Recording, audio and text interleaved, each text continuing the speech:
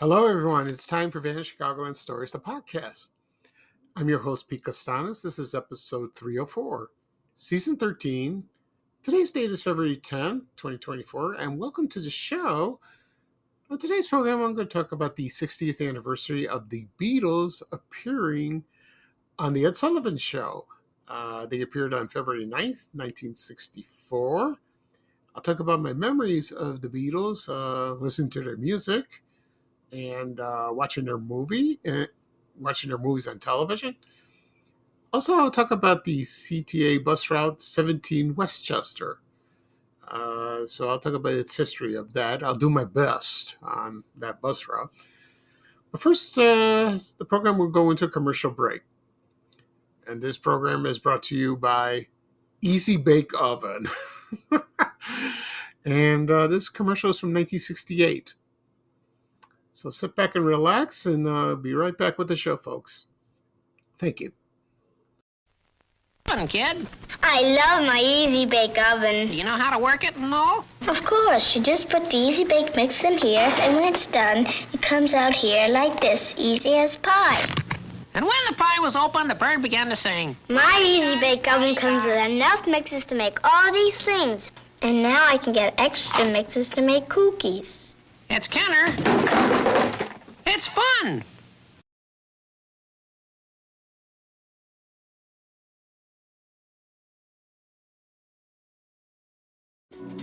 We're so done with New Year, New You. This year, it's more you on Bumble. More of you shamelessly sending playlists, especially that one filled with show tunes. More of you finding Geminis because you know you always like them. More of you dating with intention because you know what you want. And you know what? We love that for you. Someone else will too. Be more you this year and find them on Bumble. Okay, everyone, I am back. I hope you enjoyed the commercial for Easy Bake Oven. Everyone remembers this product when they were growing up. It was introduced by Kenner Toys in 1963, and originally the toy had like a light bulb. You know, it's like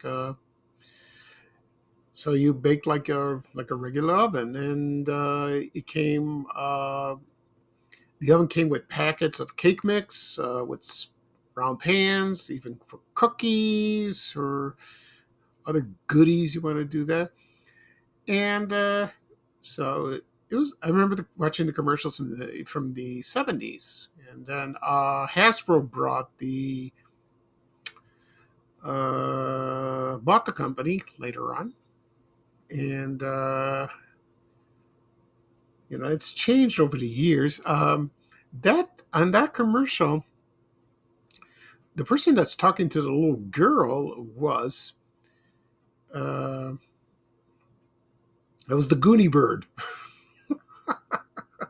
He was a puppet. That's what he was, and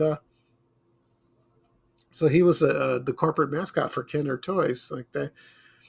And he would always say, "It's Kenner. It's fun." I remember that. And so in 1968, the person who created he didn't create it for this particular commercial, was Jim Henson of the Muppets. And he created that bird, the Muppet version of the Goonie Bird. And I remember watching that, when I was little. I used to see that, like it rang a bell like that. And, I never had one. Wow. Girls did that at the time, but I think I was invited to somebody's house, and this little girl had an Easy Bake Oven. I asked her, "Can you cook something?" And she goes, "No, I can't. My mom won't let me." And but I was, I was interested to see like that. Now everyone cooks, men, women, you have cooking shows, 24 hours a day, 7 days a week, on television. So that's a good training, to do the easy bake oven like that. But it's a good toy. It's a very good toy. Okay, and all right. So at the beginning of the program, I mentioned I'm going to talk about the 60th anniversary of the Beatles' appearance on the Ed Sullivan Show. And also I'll talk about the CTA Bus Route, the 17 Westchester. Before I got started, I always do this all the time. I'm going to talk about my health status, but this was kind of unusual this week. When I saw my urologist last year, and the oncologist, they told me, get a blood test before you see us. And they said, go see us around late January, early February. So I did. I went there this week, went for the blood test, and I got the PSA results. And it went up to 99.96.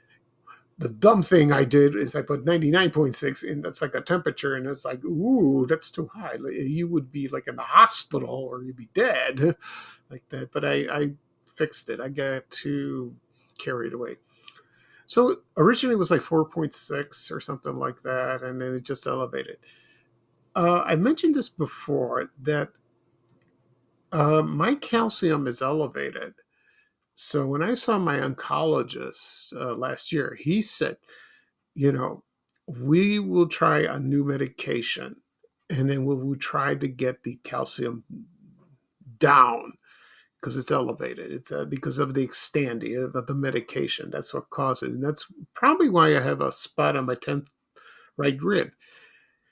It could be metastasized, maybe not, or it's part of the calcium because it's on a bone like that. So if we lower the calcium, it's a good possibility the PSA will go down, and I can continue taking Xtandi or maybe nothing at all, which would be great. I have to wait till 12 days, on February 22nd. It's possible they might call me earlier. Maybe do another bone scan like that. But about couple of months ago. Yeah, about a few months ago. They didn't send me any more to Xtandi because there was something changed in the insurance. It was some screw up, something goofy. And I didn't receive it for about a month and a half, and I did not take it. So that's probably maybe that's because the PSA rose like that. So when I see the urologist, like in November, I explained what happened. He knew about it, and he said, your PSA is rising. And I said, well, doctor, do you remember, like, I didn't take Xtandi for a month? And he goes, oh, that's probably it, Because then I asked him, how long does it take to take effect, for the PSA to go down when you take this medication? He said 2 to 3 months, to slowly decrease.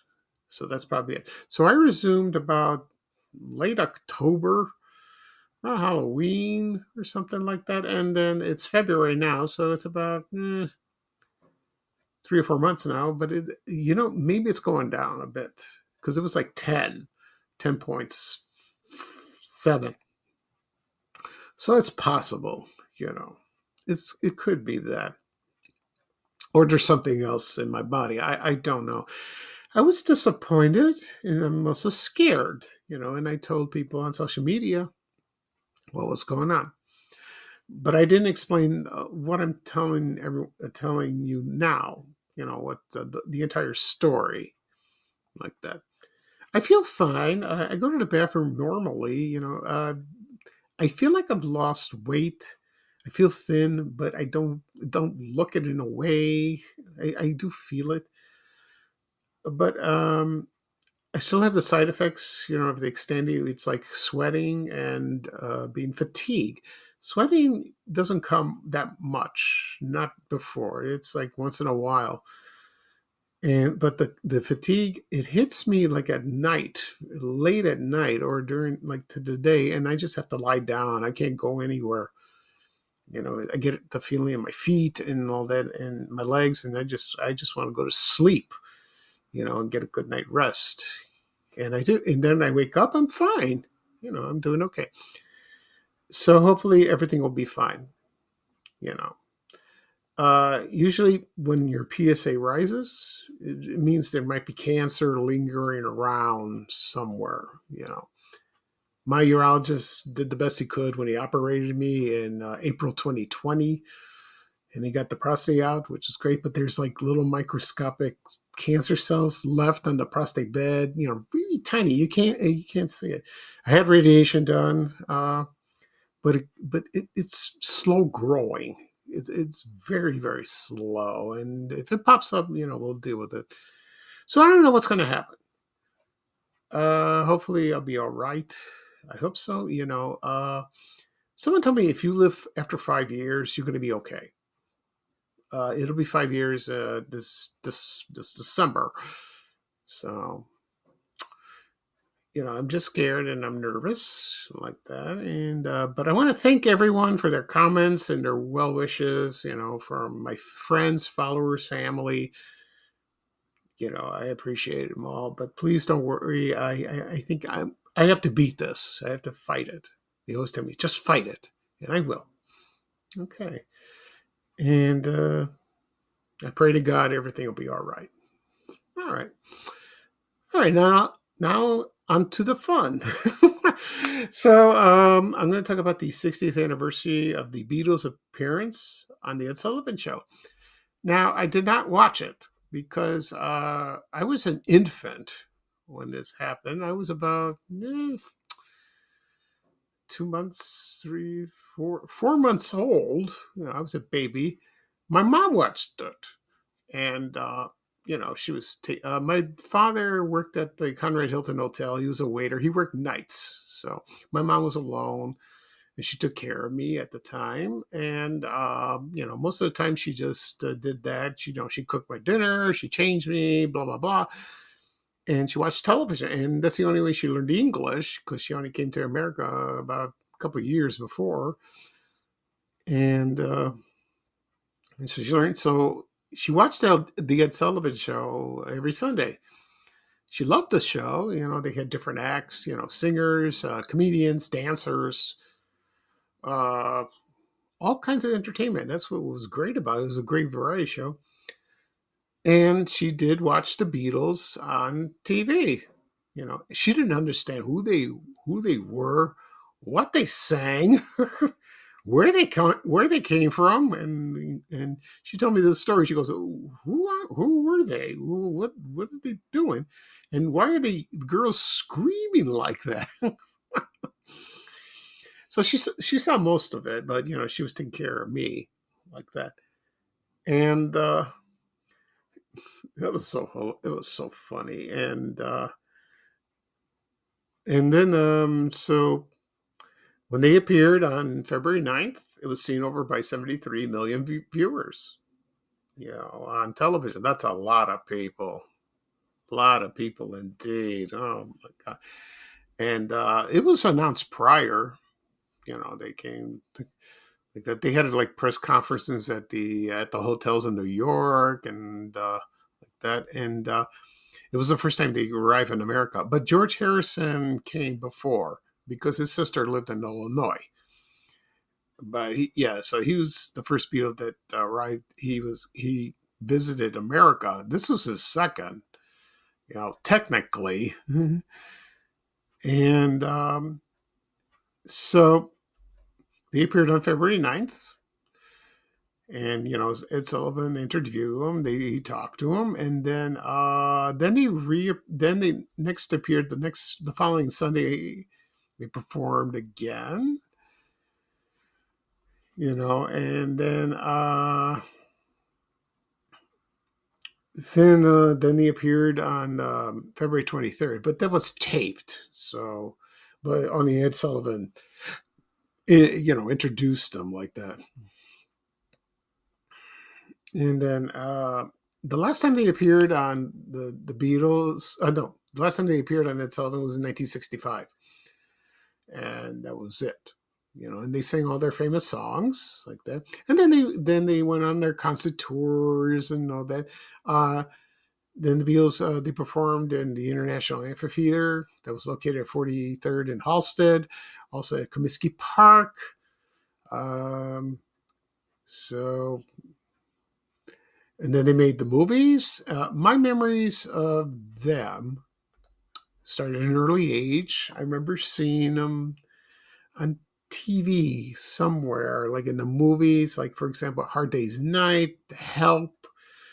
In the 70s, the first time I saw the Beatles, I think not the very first time, maybe in full view, was the 3:30 movie on Channel 7, WLS TV, where they broadcast Help. And I was like, oh, I was mesmerized. I go, wow, this movie's great.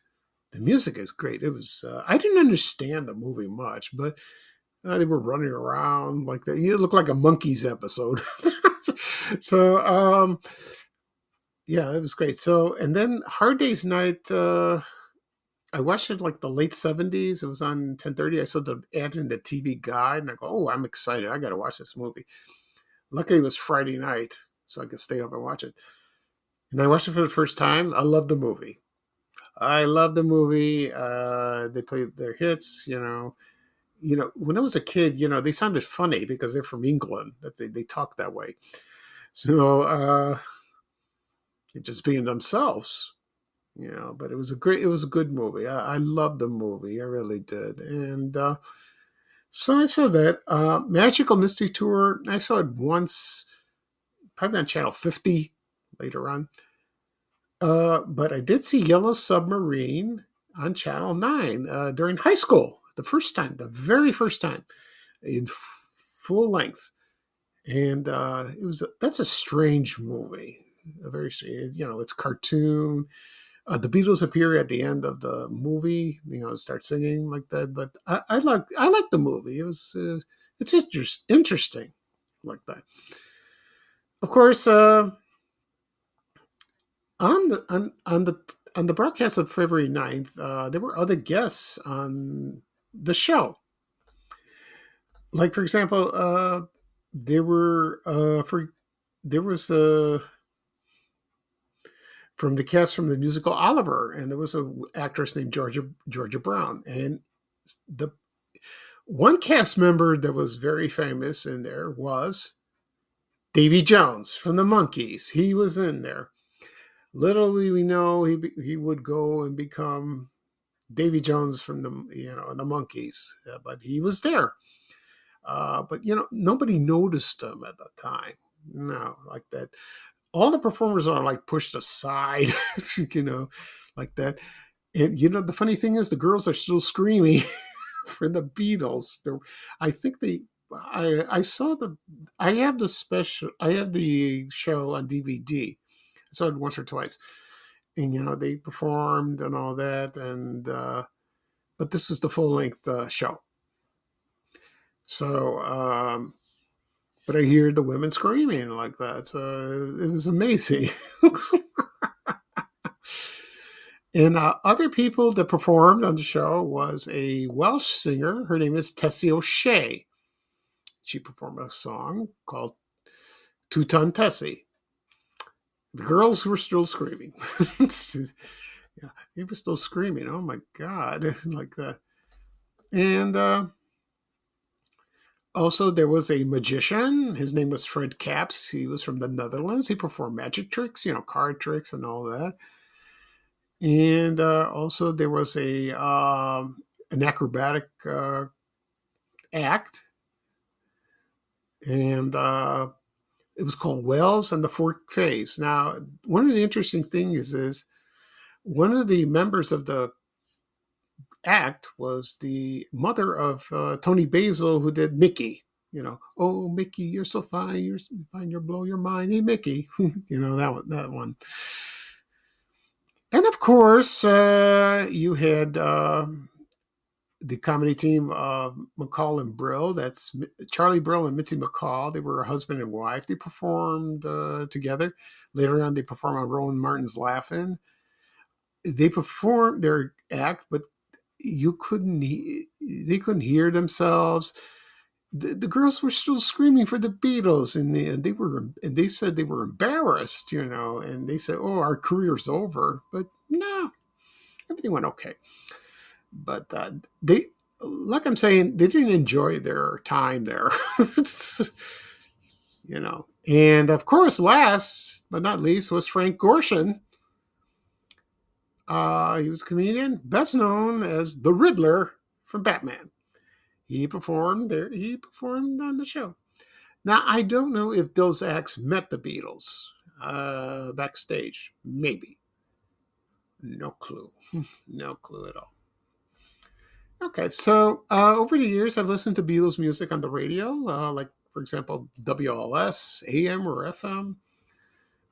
Sometimes on, other Chicago stations. I have bought there was those two albums, the one with the red and the blue. I bought the cassettes when I was a teenager, and I put it in the car. And I used to love listening to that, and you start from the beginning, all the way from 1962, all the way to 1970.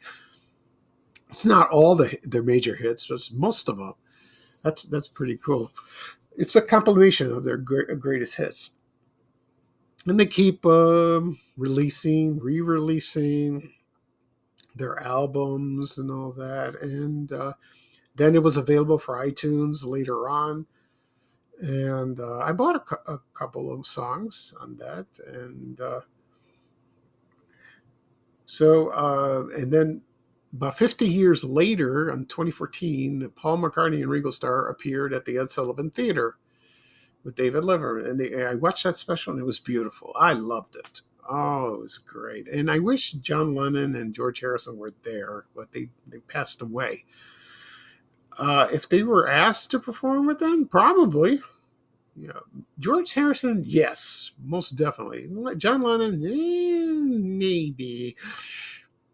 But when you get older, you're like, okay. He probably would. He probably would. Also, there was a rumor that on Saturday Night Live, in the old days, that they were trying to get the Beatles performed, have a reunion, but it didn't happen. I know George Harrison appeared early. He guest hosted. I don't know if Ringo Starr. I know Paul McCartney did later on. I don't know about Ringo Starr. Maybe. I don't remember. But the Beatles music still lives on to this day. I love their music. I really do. Right now, I'm going to play a bumper for the TV show. It's very short. It's about 9 seconds. You just listen, boom, over. And it's an announcer is saying that the Beatles will appear. They're coming up next on the Ed Sullivan Show. So here's the bumper from 1964 on that day, February 9th. And then when I come back, I will talk about the 17 Westchester CTA Bus Route. Okay, folks? Thank you. The Beatles, England's rock and roll sensations, make their bow to American audiences on our show. Next on the CBS television network. Birthdays, anniversaries, weddings, whatever the occasion, it just got a little more personal with meaningful photo gifts from Shutterfly. Add a silly photo to a gold-rimmed mug for your bestie. Put your sweet puppy on a cozy fleece blanket for your teen. Gift your husband a desktop plaque featuring all the kids. Enjoy 40% off orders over $29 with code POD40 at Shutterfly.com and make something that means something. Okay, I'm back. I hope you enjoyed the bumper for the Beatles appearing on the Ed Sullivan Show on February 9th, 1964. I know it's very short. It's like, it's over. So, I'm glad I talked about this. Oh my God, it's so long ago, And, I asked my mom the other day about the Beatles, and, she still thinks they're weird, with the long hair. I mean, compared to people today, what they look like. I mean, every day's Halloween when you go out. People with their colored hair and their body piercing and their tattoos. Compared to them, they look normal. That's nothing. It really is. I have to show that. I tried. So, okay. Right now, I'm going to talk about the 17 Westchester CTA Bus Route. Like I said before at the beginning of the program, I'm going to do my best to explain the history of this bus route. So here we go. This bus route before, it was like a train like that, and it was opened in 1926. And it lasted from there until 1951. According to the ChicagoL.org website. So that started from the Des Plaines Avenue L stop, and it was the Garfield Park line, like that. And it was starting from Des Plaines Avenue, and then it would make stops from next to 5th Avenue, 11th Avenue, 17th Avenue, 25th Avenue, Bellwood, Harrison, Roosevelt Road, Canterbury, and Manheim and 22nd Street in Westchester. And so the actual route was actually from Des Plaines and then just stopped at 5th Avenue, Bellwood, and then Manheim and 22nd. I never knew that. I thought it was just a bus, just a CTA bus, the 17 Westchester. I never knew it was a train before. I just found that out like that. So that was pretty cool like that. I don't know why it stopped. Maybe because it wasn't popular, the demand that is, or it was, there was, because back time, suburban Cook County was growing like that. So I guess they just didn't need it anymore like that. And let's see.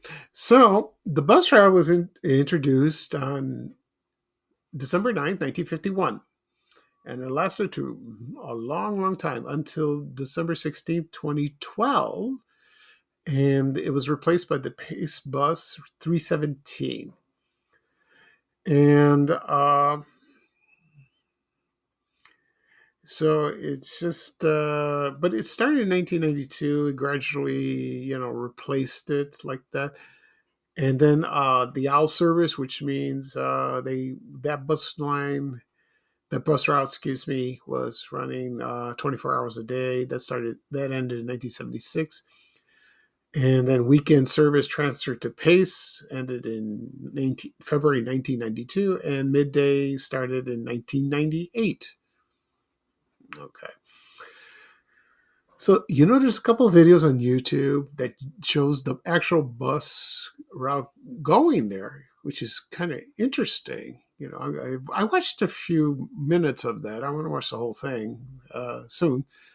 So that was fascinating. But according to the CTA bus stop sign, maybe it's the same thing. So it goes like this. So it goes from, I'm going to start from like Balmoral, Canterbury, Balmoral. Yeah, it goes from Des Plaines, Madison. It goes on Madison Street, Bellwood, Westchester.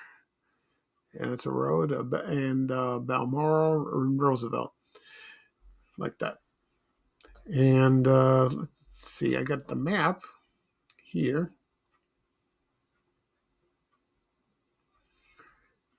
Yeah, so it does that,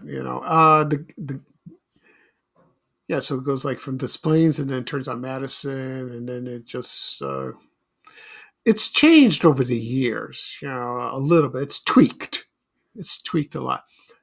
I never rode this bus route. I live on the south side. This was on the west side, but I remember one time driving around the area in Westchester because there's Holy Apostles Greek Orthodox Church there. I visited once or twice there for some events. So I was curious.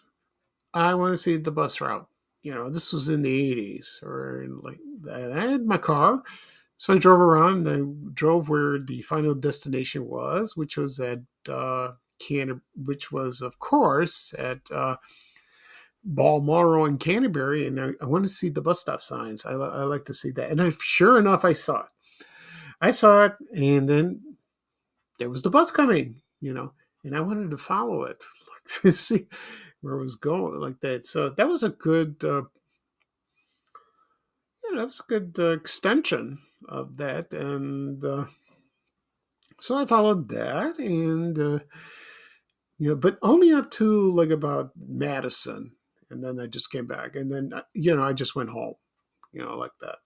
So this is when with the green limousine, like in the 80s, like that. So that was fascinating. Yeah, it really was. It was fun.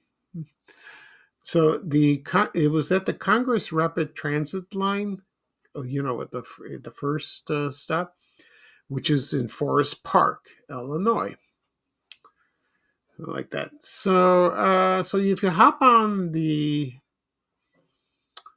the Congress line, from downtown, and then you would just go all the way at the end to Des Plaines Avenue, and you wait for the bus extension, you just hop on, and it'll take you to the suburbs. Like, for example, if you live in Maywood, Bellwood, or in Westchester, you get off there. So that's good for the people who lived in those suburbs, if they commuted downtown. Of course, they have the Pace Bus now. I'm sure they do now for that. Okay. All right. So that's it for this episode. I'll do a recap of what I talked about. I talked about the 60th anniversary of the Beatles appearing on the Ed Sullivan Show. They appeared on February 9th, 1964. And I talked about the 17 Westchester CTA Bus Route. This podcast will be published today. Wherever podcasts are available, on any apps. For example, Apple Podcasts, Google Podcasts, Spotify, Amazon Music, also Breaker, Overcast. Also will be published on my blog, www.vanchicagoland.blog. Also will be on my YouTube channel. Again, if you want to listen to my podcast, the easiest way to do it is on my YouTube channel. Hit subscribe. First, do a search, hit subscribe. You can listen to previous episodes if you like. And also be sure on my social media accounts, Facebook, X, Instagram, Threads. It's on LinkedIn, Reddit. Also, it's on Blue Sky. I just received an email about Blue Sky. You needed an invitation to sign up for Blue Sky. Now you don't have to. I think you could sign in. Easy as pie. And you can find me there. But so far, no one hasn't found me. So Hopeville Grove, you got to get the word out like that. I have a code. I can invite people if I want to. But I think it's open to the public now. You don't have to get an invitation. It's open invitation. Okay. I will do another podcast tomorrow. Probably. We'll see. Tomorrow's the Super Bowl. I hope everyone will watch it. I probably won't. I don't know. We'll see. I'm not into football. It's a long story. I don't want to talk about it. So, but I probably will do another podcast episode tomorrow morning, and I got to think of something what I'll discuss. So this is Pete Costanis, your host of Van Chicagoland Stories. Thank you for joining me. Today is kind of chilly, not too sunny. It was sunny yesterday. It was beautiful. Kind of cool. So everyone have a great weekend. So here's bye-bye for me, and here's a little traveling music from Ray Rayner saying bye, bye, bye. Take care, everyone, and so long. We have to go. Bye, bye, bye.